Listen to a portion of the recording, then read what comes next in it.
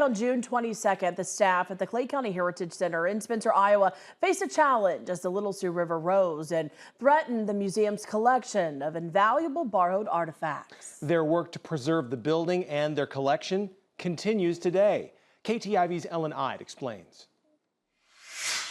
Like many, staff at the Clay County Heritage Center woke up on June 22nd and jumped into action. Sitting just feet from the Little Sioux River, the museum faced a race against the clock to save a collection of borrowed artifacts from the rising floodwater. The biggest concern was these are people's family heirlooms and memories, because our temporary exhibit was on World War I. So we're highlighting a lot of local veterans. The museum features revolving exhibits built predominantly from loaned artifacts.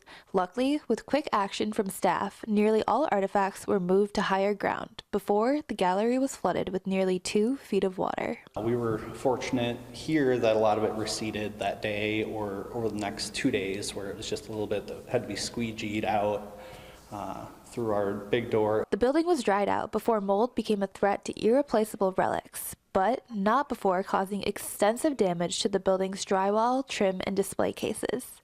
The World War I exhibit was able to reopen in mid-December, yet work continues to restore the building. We just have a few doors and trim work left, and then working on plans to try to mitigate any future flood.